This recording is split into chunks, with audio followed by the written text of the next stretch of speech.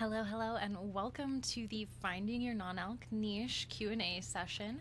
I'm your host, Marina, and I have been getting so many questions lately about these topics, so I went ahead, put together this presentation. I'm giving you a bunch of information on the topic of finding your niche within the non-alc space because while yes, there are some marketing rules that transcend industry, there are some that are very specific to ours. And I want to mention that there are different stages of market growth, which means you're going to have different strategies based on where you're at with your business and where the industry is at in the marketplace. So all of that being said, I'm so glad you're here. I'm so excited to dive in, and I want you to know right away, if you have any questions that come up at any point, feel free, even if the questions come after this whole session, feel free to send me an email, hello@marinamars.com, and I would be so happy to answer your questions. And if you do send me an email, I would be happy to provide a 15-minute free strategy session with you to see what I can do to help you bridge the gap and make a difference today on your revenue and the offerings you have in general, right? So this Q&A session is for non-alc business owners who want to serve their community, turn a profit, and make an impact without constantly putting out fires or sacrificing your work-life balance. Huge. I always put this stipulation in here because there's so many different techniques that people can teach you out there. A lot of them will cost you differently. Some will cost more time, some will cost more money, some will cost you your morals. There's a lot of different ways to do things out there, so I'm here to show you a way to specifically do this to where you can still have a life and your business is not your entire identity, right? So before we begin, if you do share that you're here via social media, so go ahead and take a screenshot, go ahead and take a little selfie, tag me in it, Mocktails with Marina.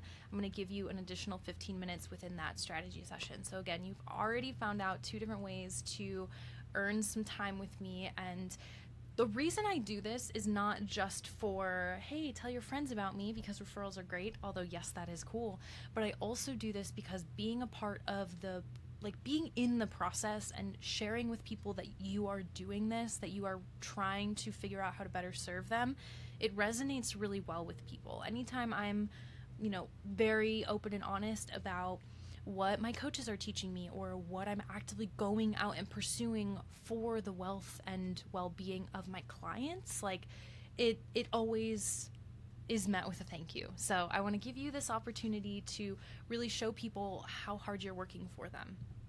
Okay, so I noticed that there were many sober influencers or aspiring non-alc entrepreneurs out there that were very actively supporting the community, but they weren't really getting paid for their talents, and that really bothers me. There are people that we all know their names, or we've been touched by something that they've put out, or they've helped our favorite business stay afloat, but yet they're having to get side jobs. They're not being given the same amount of love that they put into the industry, and that bothers me. It is my personal mission to abolish this as much as possible. So not only do they deserve to get paid, but also there's another layer to this that I was realizing, and I realized they're also just not setting the best example for new entrepreneurs entering the space, trying to find a solid role model, a solid business model role model, right? So I don't want people to think that the barrier to entry to the non-alc space is so large that, oh, even this person who is on a pedestal in this place, she can't get paid or he can't get paid, then I certainly can't. That is not the case at all.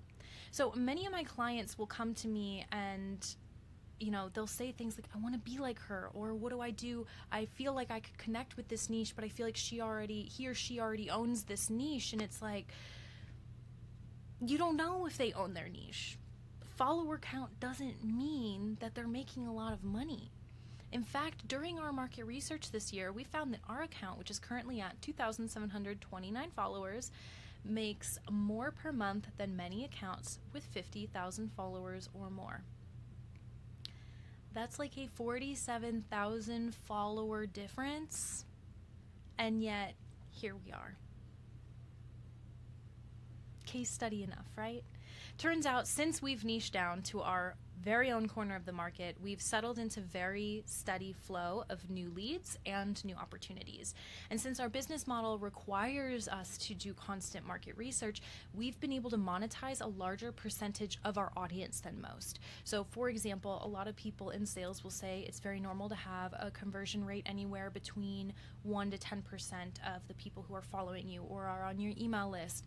And the thing about that is, like, if you're at 50,000 people and you're just talking 1 to 10%, I mean, that should be a lot of sales, right?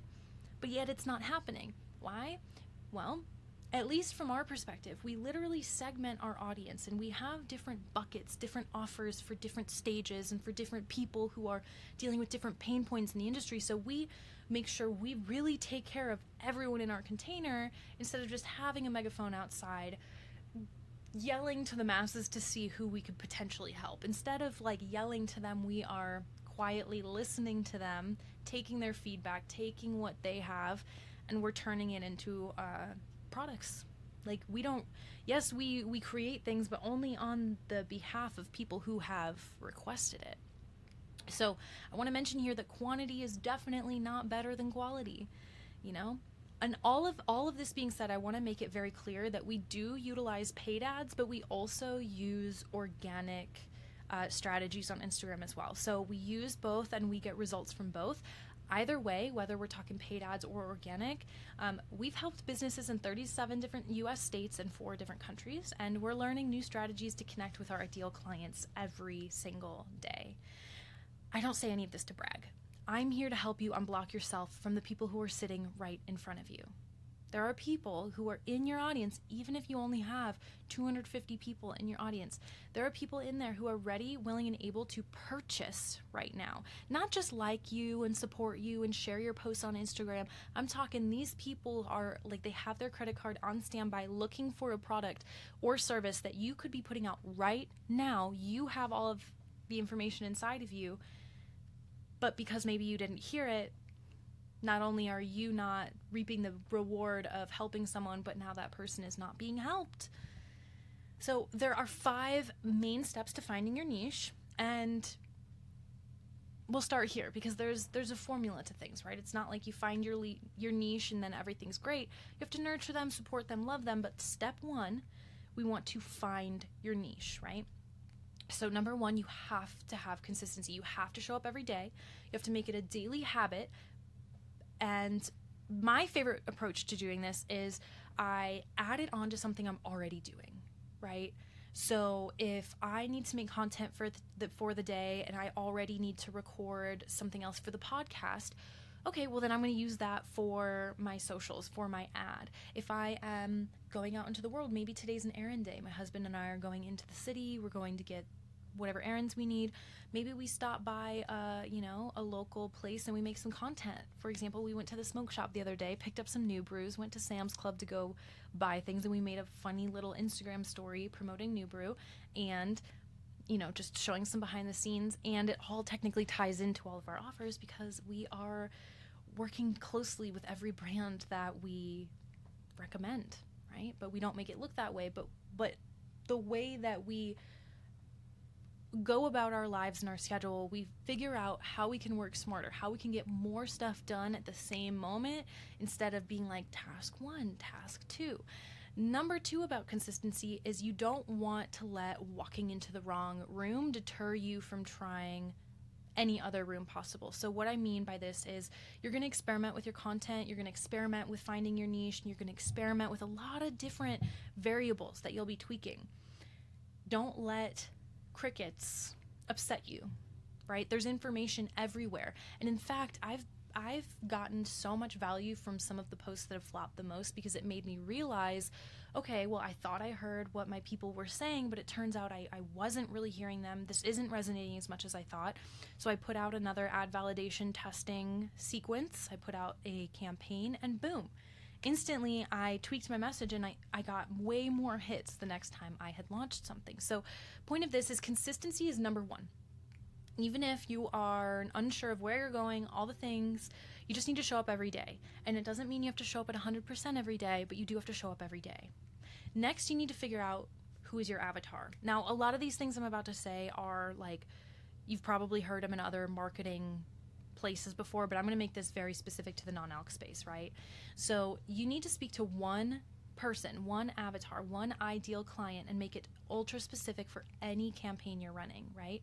So let's say you have multiple audiences. Maybe you are someone in the non-alc space that serves people who are both sober and moderate drinkers. You have multiple audiences. There's multiple ways of doing this. You can have multiple accounts if your revenue streams are totally unrelated.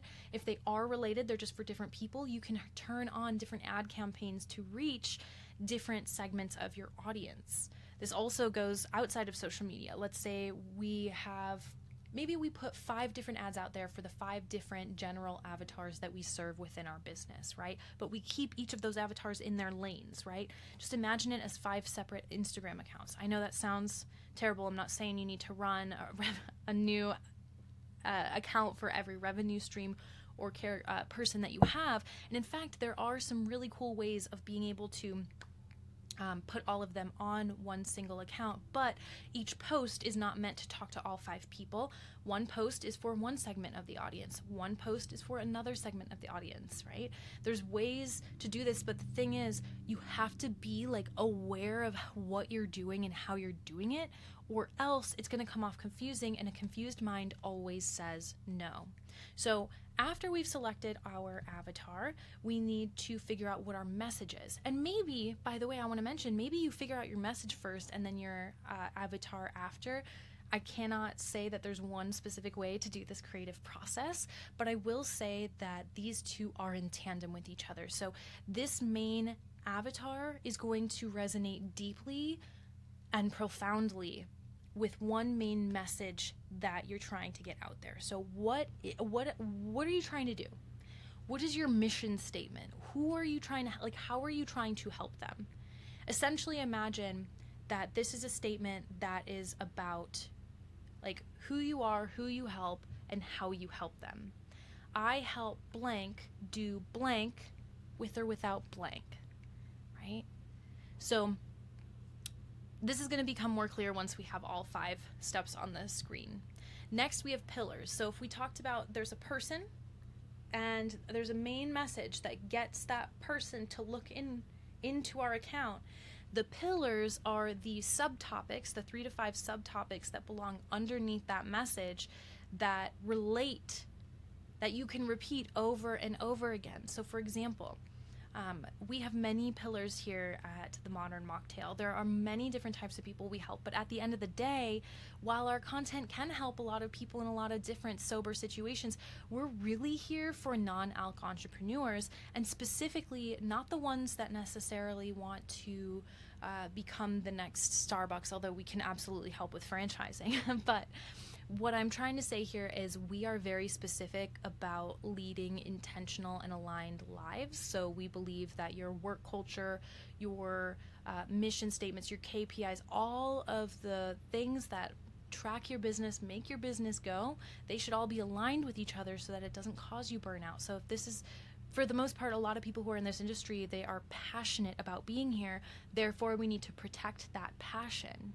So how do you do that? You create systems that allow you to have boundaries so that people don't take advantage of your super sweet heart, and they don't, you aren't putting yourself in a situation where, you're working so hard, but you forgot to ask for help. So now it crumbles for everyone, right?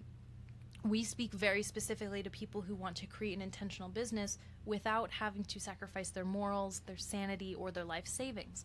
So these are core pillars that we talk about a lot. And because of that, we do that through showing examples of how do you increase impact and profit without those things. Okay, well, we're starting in this example, niches. This whole reason we're here, we're talking about niches, right? In other workshops, I've talked about menu design. In other workshops, I've talked about writing SOPs. So it doesn't mean that you can't talk about a variety of topics, that you're bored talking about the same thing over and over again. But the things that you're talking about all relate back to the same message. You're not changing your message up over time. You're being consistent in more ways than just showing up.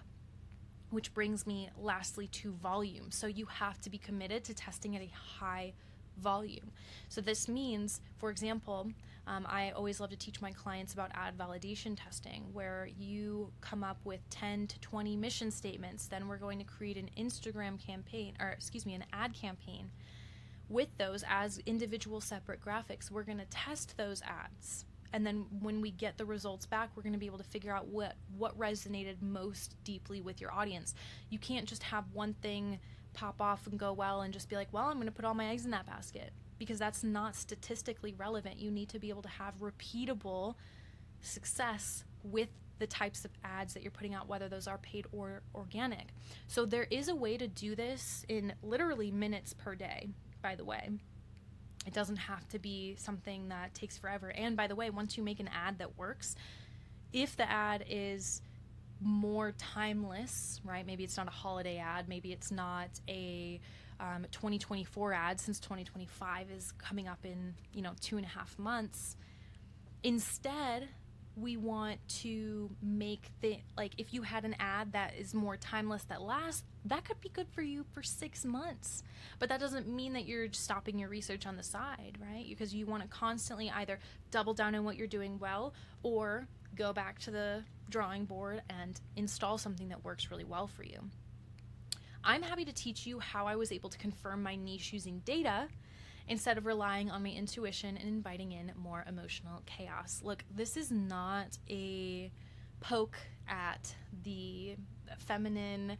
This is not a poke at anyone's intuition or gut feelings. I think it's very important that we listen to those gut feelings when they do come up, right? There's a reason for it. We have a lot of knowledge and wisdom inside of us. However, this is emotionally exhausting to rely on it time and time again, especially because that means your business is now dependent on you. You can't hire someone to run this function of your business. And here's the thing.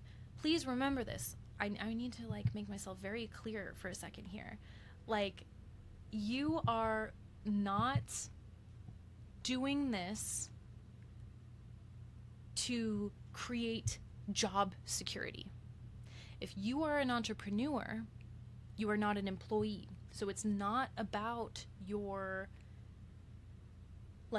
I need to be able to make sure I can do this job forever. No, your goal is to retire in a few years. If you want to truly have a life of balance, your business does not need you to run it. So you need to spend the first 2 to 5 years really building everything out, building all these assets, building all of these processes, so that the business does not rely on you and your intuition. You can't outsource your intuition, but you can outsource data entry. You can outsource specific ad validation processes in order to confirm your niche is really truly there. They're listening, and this is what they're listening to.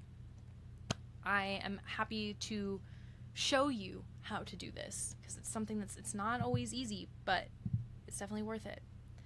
So like I mentioned, there are paid ad approaches, which are faster, and then there's organic approaches, which are a little bit deeper. Paid ad approaches can be deep, by the way, but for the most part, it's either you go fast and reach a lot of people, or you go deep with the people who are organically coming to you. Now, before we get there, we do have to make sure that our ads are all connected, whether they're paid or organic, to our mission statement and our company culture. Look, you just don't want to advertise yourself in a way that doesn't accurately reflect your business today. Not just the business you want to be, right? I know a lot of people out there are going to try to tell you that you have to act like where you want to be. But when it comes to an advertisement, it's actually illegal to advertise yourself in a way that isn't true. So you need to be true to your business today. You need to make sure that everything that you are aspiring for and putting out in today's ads is something that reflects what you can and will provide, right? You can't just be like, oh, this is the best because this, and this, and then you don't even show up and you don't even provide those assets to people because all you were doing was being a dreamer on a manic day, and now that you're having a little bit more of a chill day, you're not showing up, right? So we need to be able to advertise ourselves in an aligned way, which means everything internal to our business. In order to speak our truth most clearly, we have to feel that truth in everything we do, right? So if you are consistently showing up for yourself every day, that doesn't just mean, okay, I'll put lotion on today and then brush my teeth tomorrow. These are things that we do every day, right? Just as an example.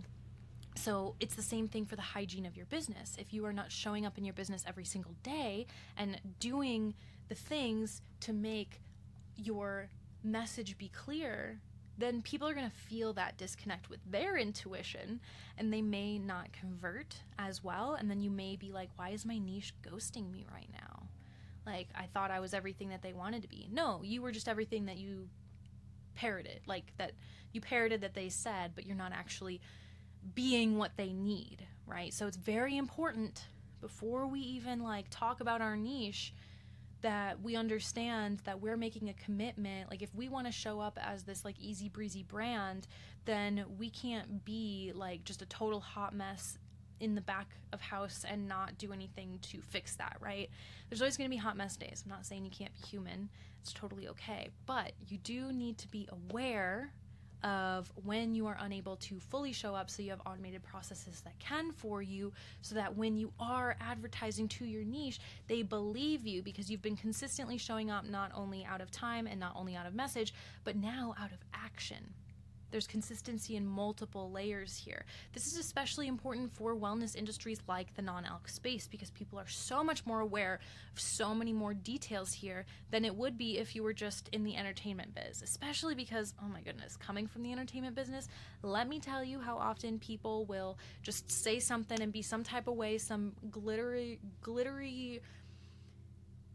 puff of amazingness on stage, and then when they leave the stage, they're just grumpy and disconnected, right? So you don't want to be like that, right? You want to be the business you are advertising. So that is number one. Like, that is something I've seen some people be like, oh, especially in the non-alc space, like, yo, I got like thousands of followers, I'm an expert at this, that, and the other, but then they don't like show up in any of the ways that they say that they're experts, or you don't see the actual proof of that. It's a little unclear, so then they may not be everybody's first choice. So ask yourself, do your operations match the lifestyle that you're trying to sell? The more your company acts as a case study, as an example of what it's trying to preach, the more people are going to be obsessed with your brand and adopt it into their own lifestyles, right?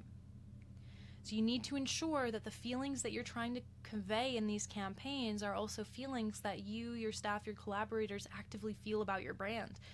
It's the same as like, someone comes over for a meal and you're like, oh my gosh, try this turkey, like it's amazing. And then they eat it and it's super dry, and like even a glass of water is not washing it down. Like, they're not going to trust you ever again when it comes to judgment of if turkey is good. It's the same thing with anything that you are trying to sell. You can't sell happiness if you don't know what it feels like. You cannot sell a dream without being able to describe the bridge to get there, right? And as much as we can imagine things, you can tell when people are making up fake bridges and not. You just feel it in your gut, or you're like, I'm let down. This experience wasn't what I thought it would be. But yet you don't feel that way when people over-deliver on value, because they can't help themselves, because it's embedded in who they are and how they're trying to sell. So the bridge that we're specifically talking about is the bridge from being nicheless to being a specialist. And there are 3 main stages to go from nicheless to specialist. Now, we already discussed 5 steps for brand discovery and clarity. And really, that isn't even all of the like tasks to be done within that phase, so to speak. But this is the main formula. So you start with brand discovery. You get clear on who you are as a company, what you're trying to do, who you're trying to help. And even if you don't know exactly what to sell or how to sell it yet, at least you've got, I'm here to help these people. This is my mission statement. This is my message. These are the pillars that come from that. And then we're going to see how, through market research that happens within the brand discovery and clarity phase, you do some market research, you do some ad validation testing to confirm which mission statements resonate most with people who are in your audience. From there, you take all of that information, you move into your strategic blueprint. You start to map out what you're going to do internally in the company to ensure that you can deliver on the assets that the people who took part in your market research, right? What they said that they wanted. And then moving into step 3 is actually turning it into action, right? You're collaborating, you're implementing, you're really bringing it to life. And in stage 3 is when you become a specialist. You are not a specialist until you've gone through the first 2 stages. So if there's anybody out there listening to this who is trying to start a brand and help people, and you're like, oh, I just want to do this, but you're not making money because you're stuck in phase 1 and you haven't quite made it to stage 2 yet, this could be why. So let's dive deeper into all 3 of these phases to learn a little bit more. So, and again, I want to mention that these 5 steps to finding your niche, that belongs within stage 1. And the reason I'm mentioning this, because again, this is a finding your non-alc niche workshop, I think, or Q&A session. I need you to understand the context for why it's so important to find this niche, because it makes steps 2 and 3 possible, which 2 and 3 is the actual business. Stage 1 is you're just a hobbyist or a fan, right? So we're going to dive very much deeper into this in our next live workshop. It's coming up in a couple weeks. If you are not watching this live, of course, you just check the link below this video for the description. In the description, you will see a link to diving deeper. So all of that being said, it is the how to find your non-alc niche without leaving money on the table. We're going to dive much deeper into specifically, those 5 steps. How do we find our people? How do we get that ad validation testing? Why is that important statistically speaking? So we're going to dive deeper into that. But for now, I just want to answer some questions about the 5 steps that brought me to create this presentation and host this free Q&A session in the first place. So number 1 question about consistency. How do you keep up the momentum when you're in the research phase and aren't sure what works? So again, for perspective, the research phase is right here, right? So if we're looking at the bridge up here, brand discovery, it's kind of hard to make content when you're still in the discovery. You're not sure what works, right? But what I do want to mention here is the fact that your market research can only be done by going out into the field in action. This is not something that you can really do. Okay, I shouldn't say that. There are ways to do it without ever posting a single ad or doing certain testing techniques that I always recommend to my clients. However, those other ways, especially if you outsource it to some other company, you will never learn the talent. You will never learn the skill. You personally, unless you are involved in the market research phase as a business owner, you will never have control over your company if you are not involved in that process. Now, I want to mention there are people out there who I love, who I work with in labs, in formulation environments that are incredible at market research. And I'm not saying that the skills and the services and the products that they have to provide are not wonderful and worthy. They are for specific projects. But when it comes to you're trying to serve people, let's say this is a bar, a bottle shop, maybe you're a consultant, an educator, maybe you are an influencer, and you make a lot of money or want to make money through affiliate marketing, right? Any of that, you need to be deeply connected to your people. Otherwise, how do you know what they want or what they want to see? How do you convert them into buyers? How do you convert them into the lifestyle that is your brand? You have to get your skin in the game. So yes, the first 90 days of your post may be a little funny, and that's okay. You can always test things on separate accounts too. You can always create a burner. Back in the day, we used to call them Finstagram accounts. You can also set up ads that are unrelated to any of your Instagram pages. You can do a lot of testing in ways that doesn't show who you are. And I'm happy to teach you that inside of, I have some containers for that. But I just want to mention, I personally believe that the momentum is actually easier in the research phase, because when you are in the research phase, you are of the mindset that, hey, I don't know what I'm doing. You don't have an ego about it, really, because you are doing the research. You are getting that information live. So you're discovering, you're like a kid in a sandbox. You're like, oh, cool, what's this?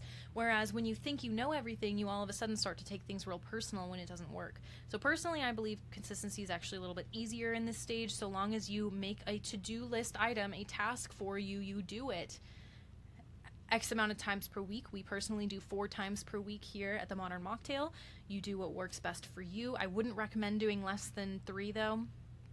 Instagram personally specifically recommends 3 to 5 posts per week because consistency is most important. So I want to mention that.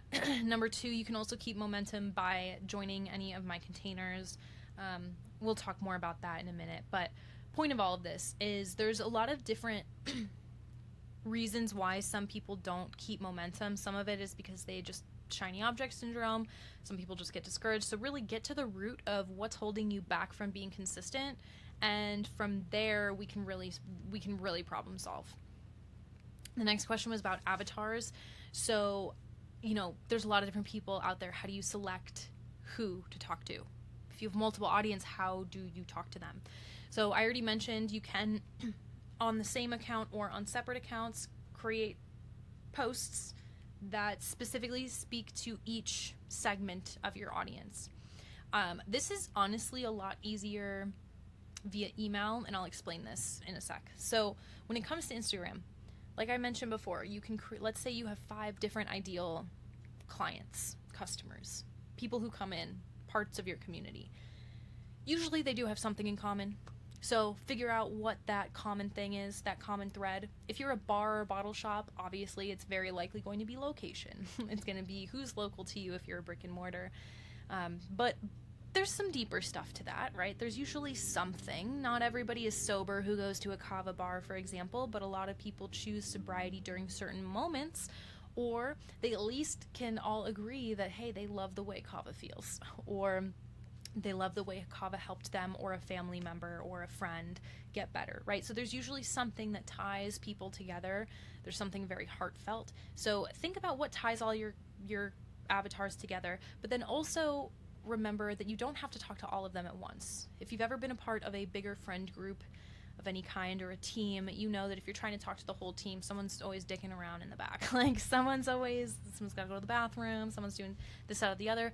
The best moments that make the most profound change on any team or group is those one-on-one connections that you have with each person, and then overall they come together because you actually become their common thread, which is beautiful. So over time, this becomes something that's much easier. You can even name different segments of your audience, so long as it's not rude or offensive, unless they're like really into that sort of thing. But when you're talking to them, for example, in this post, I'm talking to I'm just going to use colors because I just, that emotion movie, that Pixar movie, Inside Out, right? So you've got maybe you have like a little blue monster group over here, and then maybe over here you got a little purple monster group, and then you got this little yellow one over here, right? And so these are not great examples because you wouldn't be calling people by colors. You'd be calling them by some interest that they have. But all of this being said, you can speak to one of them per post, right? Because they each are a pillar. And more likely than not, if you're in the same community, even if you aren't speaking to one of your avatars in the community, let's say again you have those 5 avatars, they're probably friends. So maybe the little purple monster saw the content that was made for the little blue monster. So what do? They shared that content with the blue monster because they're like, oh my goodness, like this is something that, I know you would resonate with. So because of that, you're actually tightening your community bond, and anytime that you share, that is a metric that is very much valued in a lot of algorithms, especially Instagram. Very important. So that brings us to our next most asked question, which is, what is the difference between a message and a pillar? Pardon my typo here. So a message is your overall blanket statement, your mission, your what are you doing, right? Your pillars are how you accomplish that message. So if your message in the non-alc space is, hey, I want to help encourage sober people to keep being sober. Okay, great message, love it. What are your pillars with that? Okay, well, it kind of depends on your niche and who you're trying to serve. Again, this kind of stuff comes up in market research, so don't feel like you have to invent this, but at least the template I like to use, and I'll go deeper into this in the next workshop, but the template I like to use is, okay, this is the actual product or service that I'm trying to show you that can help. This is a tool. I wouldn't start off with that, but it's the first thing that always comes to my mind. Then you've got community. So like, what can you do to like call attention to the community to give them an identity through your brand? So maybe you're posting a photo of them all hanging out together. Maybe you are posting something as an ode to them, or you're posting some funny meme that you know that they would relate to on a community level. There's a community pillar there where you're focusing not on sales, but you're focusing on your community. Another pillar, family or behind the scenes, friends, stuff like that, where you're giving a personality. Hey, look at how aligned this brand is. We even act this way outside of work, right? This is just our jam. This is just us. This is just who we are, right? Then maybe you have other pillars where it's actually like, here's our our charity, or how we give back, rather than just calling out the community, but like, what do you do to give back?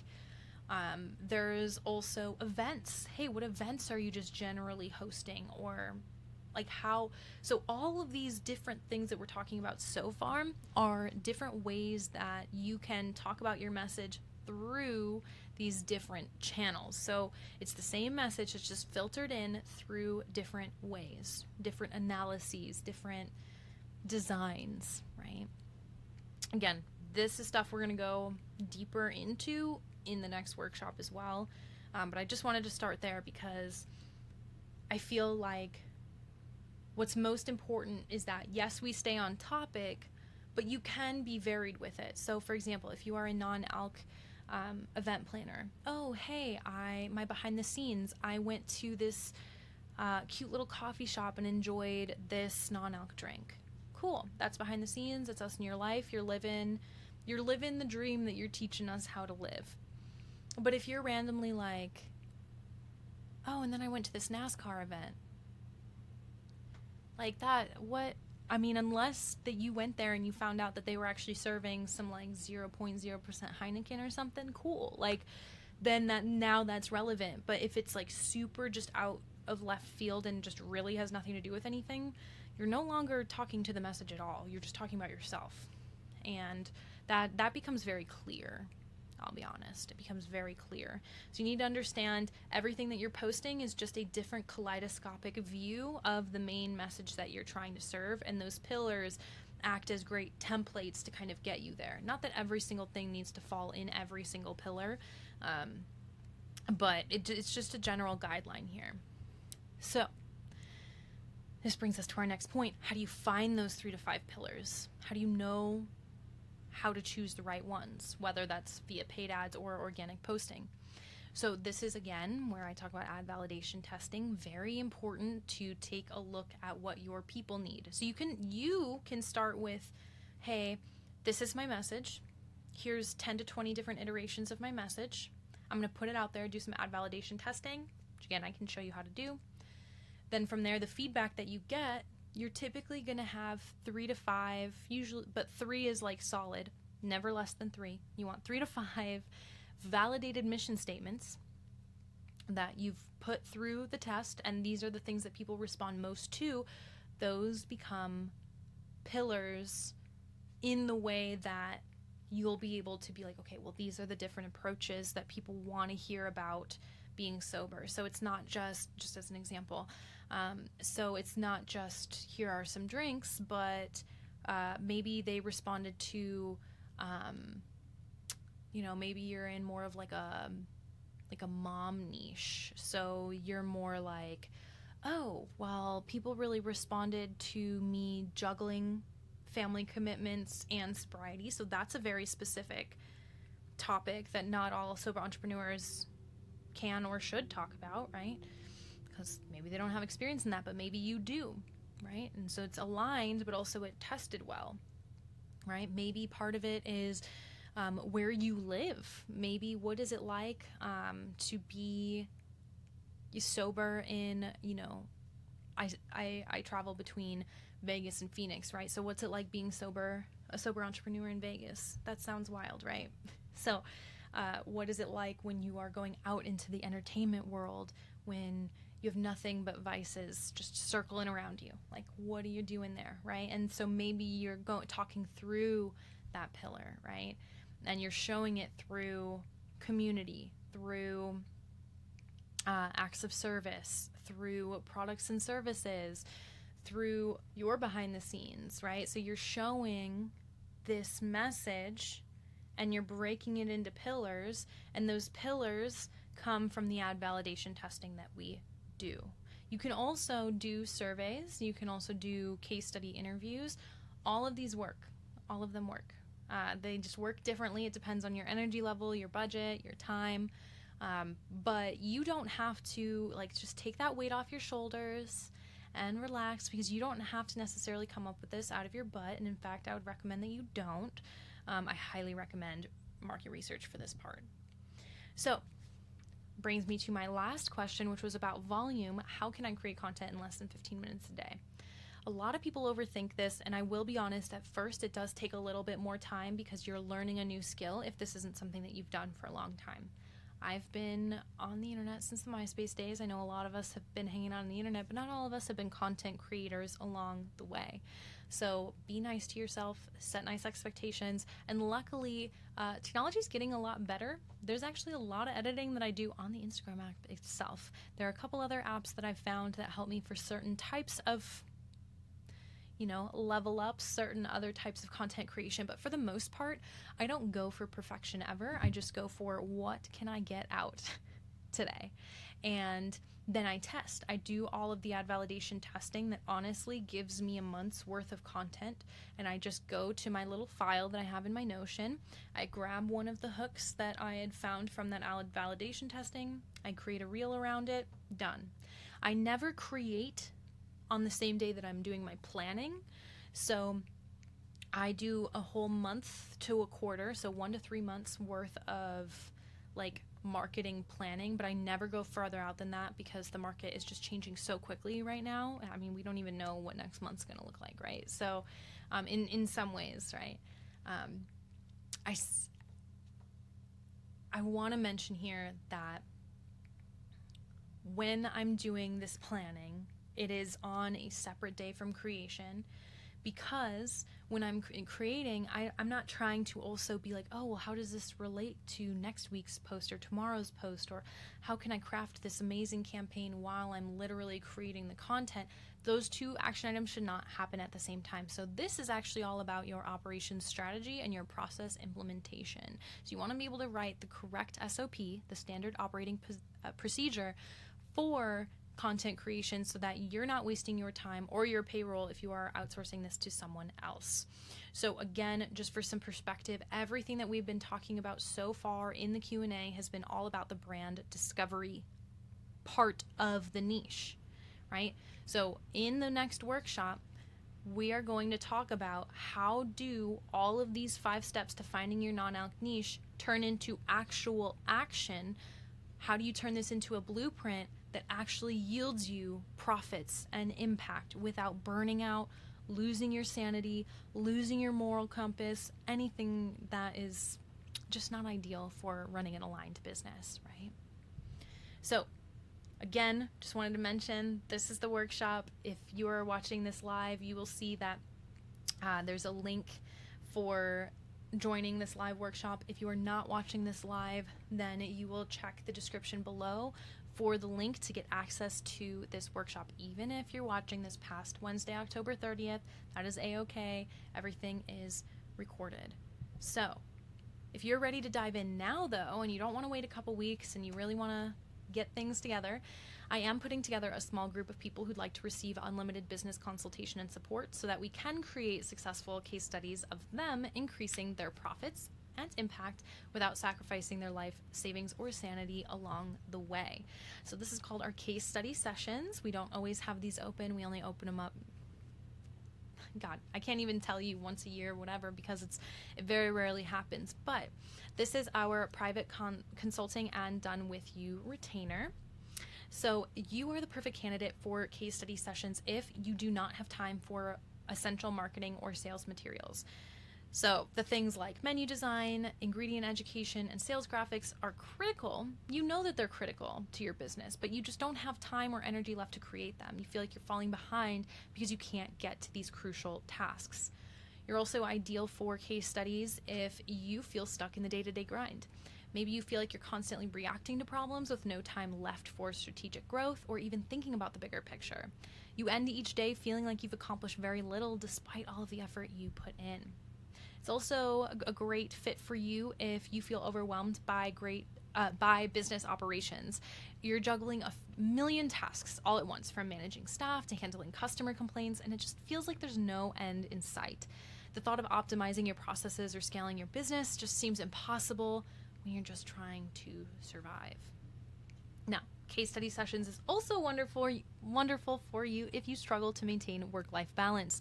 Your business is draining your time and energy, and you're finding it harder to carve out space for personal time. You feel guilty when you're working too much, but stressed when you're not working enough. It's a never winning, never ending game, or so it seems.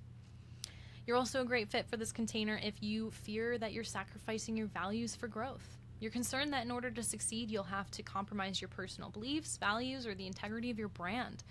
You want success, but not at the cost of what matters most to you. I have been there. I get you. Also great for people who feel lost and unsure of the next step. You know you want to grow your business and increase profits, but you're not just sure how to get there without burning out. Seems like every new idea just adds to the chaos, and you're left questioning where to even start. I feel you. I understand. So let me tell you about the process of the case study session. So over the next few months, we'll set up and refine the core systems and strategies that will streamline your operations and free up your time. We'll focus on building the foundational skills and processes that allow you to move from feeling constantly overwhelmed and reactive to being in control and confidently leading in your business so that you can achieve consistent growth in your niche without burning out or sacrificing your personal life. So Phase 1 is all about brand clarity. So we are getting clear on your brand's core elements, your vision, your audience. This is the market research phase. By the end of this phase, you'll have a clear brand direction, and you'll complete a form summarizing your brand's core elements, vision, and audience. I want to mention here that this is a one-on-one experience. So not only do we start with a breakthrough call where you and I sit down, discuss what you know. I give you market research materials. I literally give you a to-do list on how to do ad validation testing, how to really confront and confirm your niche and get those mission statements, get those messages, those pillars out from beneath them, out of their subconscious so that you can best communicate with them to serve them, right? Then we move into the next phase, which is all about building your business roadmap and a detailed action plan. So this is an operations overhaul. So this is very behind the scenes. None of the things that you do in phase 2 are seen by the public. However, by the end of this phase, you'll have a detailed action plan that you'll review and confirm via a form, and then you'll be setting the stage for the creation of your final assets and materials. So again, we're going to go through all of your SOPs. We're going to make sure all of your processes make sense. If there's any that we can automate or delegate or outsource, we're going to do that. If there are any training materials that we need to create for your staff, for you, for anybody that you want to hire in the future or collaborate with, we'll do that. We're going to set up your KPI dashboard, your key performance indicator. So if you don't already know all of the things you need to know, and I'm not just talking about what numbers your POS tells you, because there's more than just sales figures as your KPIs. There are multiple ways of measuring success, and we also need to make sure that we are giving those the light and celebration they deserve. For example, did no one work overtime? Oh my God, that's amazing. Did everyone work the exact amount of shifts they wanted? That's amazing. Did we have any unnecessary meetings? No? Sick. There's lots of other wins to celebrate along the way that seem like pennies at the moment, but overall, over the course of the year, they can add up to being worth tens of thousands, if not hundreds of thousands of dollars, which obviously could just turn into profit instead of something that you have to use as an expense. So this brings us into phase 3. Once we have that blueprint together, we really take action and we bring your vision into reality. So this is where we build and share assets together. So in this phase, you will request and receive high quality, ready to use templates and collaborative files that support your business goals. Now this is for both marketing and operations. So you'll be able to complete a final approval checklist before implementation. So here's what that looks like. If you need menus, you need infographics, you need table tents, you need any sort of daily checklist for your people, anything that you need, I am literally going to co-create it with you. This is not this is not one of those independent study online course. This isn't even an online course. This is a container where you get unlimited support from me to help you bring these things into reality. And I want to mention that if you would like to see a little bit more of my portfolio so that you understand the true value of this, you can again go ahead and take a look at the links below to really get a grasp for what this is all about.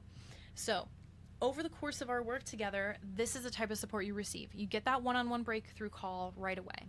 Then you get unlimited access to coaching. So you can literally Monday through Friday fill out this form that I send you, and you answer you ask any questions, anything you need whatsoever. You can even request a one-on-one call along the way for any of the significant milestones or any of the tasks that you need help getting through. I will also be providing you with tangible action steps. You literally get a to-do list for every single phase, and each of those to-do list items has a form or a template or something to go along with it to help you dive deeper. And again, if you need even more of an in-depth explanation or an example to really be able to get things going for your business, all you have to do is ask, and I'm going to send it to you instantly. Again, this is a one-on-one container. This is not a group environment, so everything is confidential. Again, you will also have template and tool requests and done with you graphic design. This is something I've never offered before. I'm very excited to do it this way because I often find that most people who hire us for graphic design, especially when it comes to menu creation, they love the fact that someone who is an expert and a specialist in this can do this for them, but they always have tiny little tweaks they want to make or tiny little last minute things. And typically for most graphic design, there's a struggle there. So what I realized is it's actually so much easier for me to share and co-create in this process with you so that, yes, you have a little bit more skin in this game. You're the one that has to cross it to the finish line. And, I'm happy to help you polish it here and there. But at the end of the day, I'm teaching you how to do these things so that you know how to fish. I'm not just giving you the fish. Our goal is to help you achieve sustainable growth and confidence in your business without wasting any time on endless trial and error strategies, guesswork, or outdated tactics, and instead having the in-the-moment support that can catapult you forward. That means that instead of spending 1 to 2 years and thousands of dollars on ineffective approaches, trying to figure it out for yourself, or following outdated advice, you'll get personal support from me every single day to make your journey to success in your niche virtually effortless. I'm here to literally just keep that process flowing. You're not going to hit a break. You're not going to hit a wall. And if there is a wall, I will break it down for you. So again, if you want to go from nicheless to a specialist, this is the bridge. This is the step process, and this is the entire case study sessions package that we have created. So what is the investment? What does this all cost? Well, it's simple, really. It's $375 to get started, then it's $125 every week to stay on my private client roster. For perspective, my graphic design menu design rates start at $1,500 per project. So this is truly insane. This is me taking you behind the scenes to learn everything I do for every client that outsources this to me.